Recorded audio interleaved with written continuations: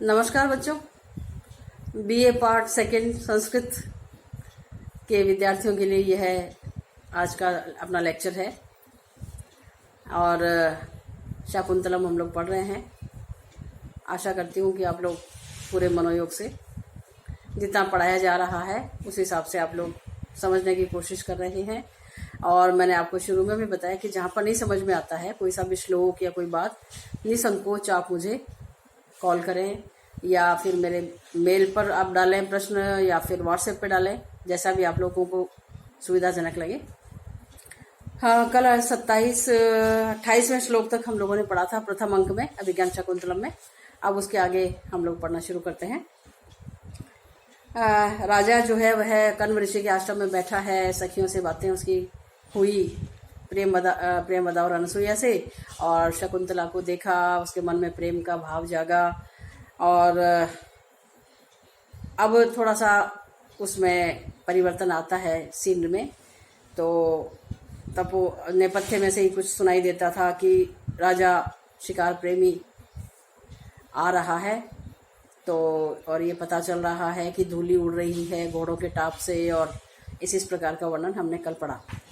अब उसके आगे अपिचे और भी राजा कहता है, तीव्र आघात प्रत्यथ तरु स्कंद लग्नैक दंत है, पादाकृष्ट व्रतति वलया संग संजात पाश है, मूर्तो विघ्नस तपसैव नो भिन्न सारंग यूथो, धर्मारण्यम प्रविशति गजय चंदनालोक भीत है।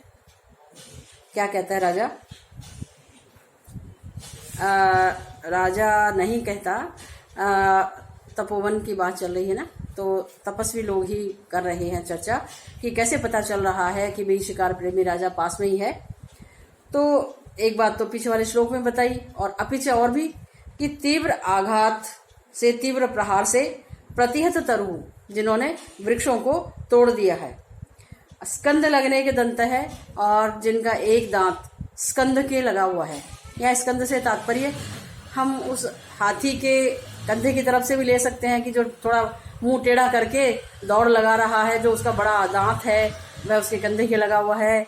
दूसरा अर्थ हम ये भी कर सकते हैं कि पेड़ के तने से लगा हुआ है उसका एक दांत।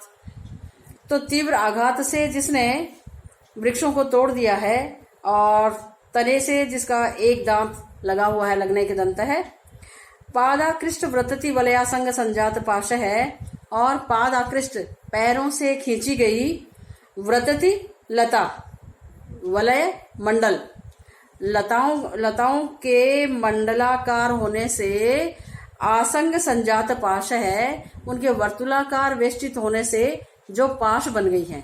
क्या हुआ कि हाथी जब दौड़ता हुआ आ रहा है तो वो सूखी हुई लताएं जो जमीन पर पड़ी हुई हैं वो उसके पैरों में फंस गई, और पैरों में फंस करके और वो उसके लिए पाश सा बन गई है, फंदा सा बन गई है। मूर्तो विघ्नस तपसैव नो भिन्न सारंग यूथ है, और जिसने सारंग यूथ को भिन्न कर दिया है।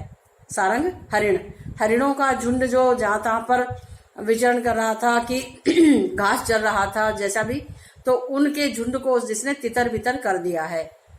और मूर्तो विघ्नस तपसैव नो, जो हमारे लिए, हमारी तपस्या के लिए जो मूर्तिमान विघ्न स्वरूप है, ऐसा यह गज है हाथी। चंदन आलोक भीत है, चंदन रथ को, आलोक माने देखने से, भीत है माने डरा हुआ, रथ को देखने से डरा हुआ हाथी धर्मारण्यम प्रविशति, हमारे इस तपोवन में प्रवेश कर रहा है। कैसा कैसा है हाथी? जिसने तीव्र आघात से वृक्षों को उखाड़ दिया है, जिसका एक दांत स्कंद के लगा हुआ है, जो पैरों से खींची गई लताएं जिसके लिए वर्तुलाकार वेष्टित होकर के पाश बन गई हैं, और जिसने हरिणों के झुंड को तितर बितर कर दिया है, और जो मानो हमारे तपस्या के लिए मूर्तिमान विघ्न स्वरूप है। क्योंकि हम लोग भी जो जो तपस्याएं कर रहे थे उन सब में विघ्न पड़ गए, हम भी सचेष्ट हो गए कि कहीं किसी प्रकार की का नुकसान नहीं हो जाए, हमारा यज्ञ बीच में न छूट जाए। इस प्रकार से हम सब लोग काम छोड़ करके और उसको देखने के लिए हम तत्पर हो गए हैं। तो ऐसा ये है, हाथी जो है वो धर्मारण्य में प्रवेश कर रहा है।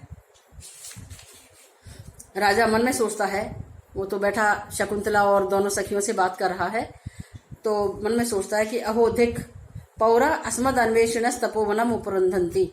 ये नगरवासी कौन से? जो मेरे साथ शिकार में मेरे सैनिक और कुछ लोग जो साथ में थे, अंगरक्षक इत्यादि, वे अस्मद अन्वेषण है, मुझे ढूंढते हुए तपोवनम उपरुंधंती, इस तपोवन को रौंद रहे हैं। क्या तात्पर्य हुआ कि राजा तो उस हरिण का पीछा करता हुआ सारथी के साथ में दूर तक निकल आया था, तो वह तो पहले पहुंच गया कण्व ऋषि के आश्रम में, और अब जो पीछे पीछे उसके अंगरक्षक और कुछ लोग और कुछ उसके मित्र इत्यादि जो भी साथ में आ रहे हैं, वो अब आ रहे हैं। तो उन ऋषि लोगों को तो पता नहीं है कि दुष्यंत अंदर बैठे हैं। क्यों नहीं पता? क्योंकि उनको तो बाहर ही जो वो लोग मिले थे वटुक ब्रह्मचारी, तो वो तो चले गए थे कहाँ? समिधा लाने के लिए। तो वो तो उस आश्रम से, तपोवन से बाहर गए हुए हैं, अंदर वाले लोगों को पता ही नहीं चला। और उन वटुकों ने इनको पता बता दिया था कि आप कण्व ऋषि के आश्रम में अतिथि सत्कार ग्रहण करें। तो वह कण्व ऋषि के आश्रम में अंदर बैठा हुआ है, शकुंतला से और उन सखियों से बात कर रहा है। अब इधर जब धूल उड़ती हुई देखी है, तो तब वो तपस्वी लोग ये सोच रहे हैं कि शिकार प्रेमी राजा दुष्यंत आ रहा है। तो राजा समझ गया कि मुझे ढूंढते हुए वो लोग आ रहे हैं, तो कहता है भव तो ठीक है, प्रतिगमिष्यामस्तावत, तो मैं चलता हूं। प्रतिगमिष्याम है हम लोग, वो जो उनके पास बैठा हुआ, तो कहता है ठीक है, हम लोग चलते हैं। दोनों सखियां कहती है आर्य अनेन आरण्यक वृत्तांतेन पर्याकुला स्म है। इस आरण्य के वृत्तांत से हम तो घबरा गई हैं। आरण्यक से ये जो वन्य गज आ रहा है और ये सब चीज जो काम हो रहे हैं, तो इनसे हम तो घबरा गई हैं। अनुजानी ही न उटज गमनाय, हम आपसे उटज में जाने के लिए अनुजानी ही अनुमति चाहती हैं। राजा हड़बड़ाकर कहता है गच्छतु भवत्ते है, आप लोग जाइए। वयमपि आश्रम पीड़ा यथा न भवती तथा प्रयति श्यामहे, और मैं भी जिस तरीके से आश्रम वासियों को पीड़ा नहीं हो, मैं वैसा प्रयास करूंगा। सर्वे उत्तिष्ठन्ति, सारे लोग वहां से उठ खड़े होते हैं। दोनों सखियां कहती हैं आर्य संभाविता तिथि सत्कारम भूयोपि प्रेक्षण निमित्तम लज्जामहे आर्यम विज्ञापयितुम, कि हे आर्य, असंभावित अतिथि सत्कारम, आप जिनका हमने कोई भी अतिथि सत्कार नहीं किया, ऐसे आपको पुनः प्रेक्षण निमित्तम मिलने आने के लिए कहने हेतु लज्जामहे, हम संकोच का अनुभव कर रही हैं। हम आपको कैसे कहें कि आप फिर आइए, क्योंकि आज कौन सा हमने आपका अतिथि सत्कार किया। तो कहते हैं कि आप आर्य को विज्ञापयितुम, आपको हमें कहने में लज्जामहे, संकोच का अनुभव हो रहा है, लज्जा आ रही है। राजा कहता है मामा एवं, ऐसा मत कहिए, दर्शनेनैव भवतीनां पुरस्कृतोस्मि, मैं तो आप लोगों के दर्शन मात्र से, अर्थात आप लोगों से मिलकर ही पुरस्कृत हो गया हूँ। प्रसन्न नहीं हो गया हूँ, पुरस्कृत हो गया हूँ। पुरस्कार कब मिलता है? जब और एक स्टेज आगे होती है, तो मैं तो पुरस्कृत हो गया हूँ। शकुंतला राजानम अवलोकयन्ती सव्याजम विलंब से सखीभ्याम निष्क्रांता।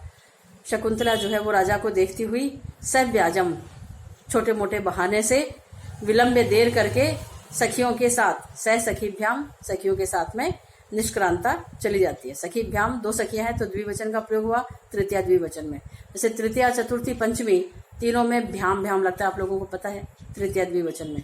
लेकिन यहाँ पर तृतीया चतुर्थी पंचमी द्विवचन में, लेकिन यहाँ पर तृतीया विभक्ति ही है। आप लोगों से परीक्षा में भी मैंने आपको बताया शुरू में कि कारक में आपसे विभक्ति का कारण पूछेंगे कि यहाँ पर कौन सी विभक्ति है और उसका कारण क्या है। तो कुछ जो बहुत प्रचलित और बड़े सरल से जो सूत्र हैं, कम से कम उनको आप लोग कंठस्थ कर लें, तो यह सह साकम सार्धम समम के योग में तृतीय विभक्ति का प्रयोग होता है। तो सखीभ्याम, सह, सखियों के साथ में वह चली जाती है कुछ बहाने से। बहाना क्या है कि ये आगे वाले अंक में वैसे स्पष्ट होगा, तो उसकी हिंट्स ये है कि वह बिना चुभे हुए ही पैर का कांटा निकाल रही है, बिना अटके हुए ही अपना पल्लू जो है, आंचल, वो जैसे पेड़ के उसमें से, डाली में से छुड़ाने का अभिनय कर रही है कि किसी बहाने से वह वहां पर थोड़ी देर और रुके और राजा की तरफ दृष्टिपात कर पाए किसी न किसी बहाने से। तो यह है सव्याज। व्याज माने बहाना। राजा कहता है कि मंदोत्सुक्योस्मि नगर गमनम प्रति, मैं तो नगर में जाने के प्रति अब मंद उत्सुकता वाला हो गया हूं, अर्थात नगर में जाने की मेरी तो बिल्कुल इच्छा नहीं कर रही। यावद अनुयात्रिकान समेत्य नाति दूरे तपोवनस्य निवेशयेयम। तो मैं, ये जो मेरे अनुयात्रिक हैं, ये जो मेरे साथ में आए हुए हैं, इन साथियों को समेत्य इकट्ठा करके नाति दूरे तपोवनस्य, तपोवन से अधिक दूर नहीं और तपोवन के बिल्कुल अंदर भी नहीं, तो तपोवन के निकट ही निवेशयेयम, इनका मैं पड़ाव डलवा देता हूँ। न खलु शक्नोमि शकुंतला व्यापाराद आत्मानम निवर्तयितुम। मैं शकुंतला संबंधी व्यापार से, इन बातचीत से, व्यवहार से, बातों से अपने आप को निवर्तयितुम न शक्नोमि, मैं उससे अपने आप को हटाने में समर्थ नहीं हो पा रहा हूँ। शकुंतला जन्य जो वृतांत चला है, मैं इसे हट नहीं पा रहा हूँ। तो मैं जाऊंगा तो नहीं, नगर तो अभी जाने का मन नहीं कर रहा, तो मैं इन लोगों को भी यही रुकवा देता हूँ, ऐसा राजा सोचता है। फिर अपनी स्थिति बताता है। मम ही माने क्योंकि मम, मेरा, गच्छति पुरः शरीरम धावती पश्चात असंस्तुतम चेत है, कि मेरा शरीर तो पुरः गच्छति, आगे चलता है, लेकिन धावती पश्चात, पीछे दौड़ता है, असंस्तुतम चेत है मन, असंस्तुतम नहीं पहचानता हुआ सा, मेरे शरीर से ही अपरिचित सा मेरा मन जो है वो क्या करता है, वो वापस पीछे की तरफ आता है। शरीर तो आगे चल रहा है और मन पीछे जा रहा है। पीछे कहाँ जा रहा है? शकुंतला की तरफ जा रहा है। तो मेरी स्थिति ऐसी है। फिर वही उपमा कि चिनांशुकमेव केतु हो प्रतिवातम नियमानस्य। प्रतिवातम नियमानस्य, हवा के विपरीत रुख में ले जाए जाते हुए केतु पताका की तरह से। पताका कौन सी? चिनांशुकमेव, चीन देश में निर्मित अर्थात रेशमी पताका जिस प्रकार हवा से विपरीत रुख में ले जाई जा रही हो। हवा जिधर बह रही है उधर ही ले जाएंगे, तब तो हमारा जो पताका है, जो झंडा है, वह भी उधर ही जाएगा। लेकिन प्रतिवातम, यदि विपरीत दिशा में ले जाया जा रहा है, जैसे ये पताका है और उसको यूं ले जाया जा रहा है और हवा आ रही है उधर से, तो क्या होगा? पताका जो है वो पीछे जाएगी और डंडा जो है उसका, वह दंड उसका जा रहा है आगे। तो ऐसे ही मेरा शरीर तो जा रहा है आगे, लेकिन मेरा मन पीछे जा रहा है शकुंतला की तरफ।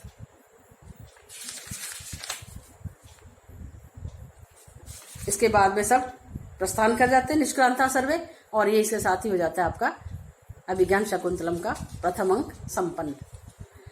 अब द्वितीय अंक हम शुरू करें, इससे पहले मैं आपको असाइनमेंट दूंगी, इससे संबंधित कुछ मैं आपको प्रश्न दूंगी।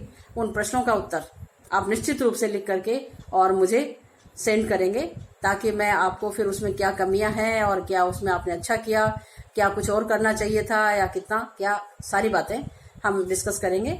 तो मैं असाइनमेंट देती हूँ और आप लोग इसका पहले अंक से संबंधित सारी बातें जहाँ पर नहीं समझ में आ रहा वहाँ मेरे से पूछें, और जो प्रश्न मैं देती हूँ उनका उत्तर आप लोग लिख करके भेजें।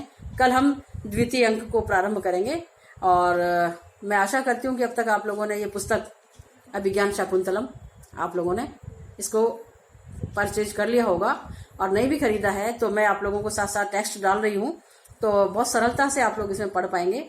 और जैसा आप लोगों को अभी तक लग भी गया कि बड़ा इंटरेस्टिंग और बहुत ही ज्ञानवर्धक भी, आप आगे आगे देखेंगे, पर्यावरण संबंधी बात भी इसमें आ रही है, राजा का कर्तव्य भी आ रहा है, राजा को कर कैसे ग्रहण करना चाहिए प्रजा से, वह भी आ रहा है। इनका मित्र आगे अभी आएगा द्वितीय अंक में, विदूषक, तो उसके साथ में वो एक नया पात्र आता है, उसके साथ में राजा की कितनी अंतरंगता है, क्या उन लोगों में बातें होती हैं, थोड़ा मजाक का, जैसे जोकर होता है आजकल फिल्मों में और में, तो विदूषक जो है वो रोल अदा करता है। और हमारे संस्कृत नाटकों की यह बहुत सुंदर, बड़ी एक अच्छी विशेषता है कि साथ साथ उसमें वे हंसाते भी रहते हैं। तो यद्यपि हम कल बताएंगे आपको विदूषक जहाँ से शुरू होता है, लेकिन अभी चूंकि समय है थोड़ा सा, मैं आपको बताऊं कि ये विदूषक की क्या विशेषताएं हैं। ये राजा का अंतरंग मित्र होता है और उच्च वर्ण का ही हुआ करता था, अधिकांशतः ब्राह्मण ही निरूपण किया गया है। और इसको पेटू बताया जाता है, माने कि भाई भूख बहुत लगती है और मिष्टान्न प्रिय होता है यह, और लोगों को हंसाने के लिए कुछ उटपटांग बातें करता है। लेकिन वे उटपटांग बातें सेंसलेस नहीं होती, उनमें बड़ा सुंदर व्यंग्य या बहुत अच्छी बातें या मन को गुदगुदाने वाली हास्य इस प्रकार का उसमें होता है। और राजा जो है अपना विवाहेतर जो अपने प्रेम प्रसंग की बातें हैं या कोई मन की और किसी प्रकार की पीड़ा है, कोई बात है, वो सब उसके साथ में शेयर करता है, बांटता है। और ये स्वयं जो है ये विदूषक चरित्रवान हुआ करता है और राजा का अंतरंग मित्र होता है, उसकी गोपनीय बातों को वह छुपाता भी है। इस तरह से तो कल हम पढ़ेंगे द्वितीय अंक। धन्यवाद।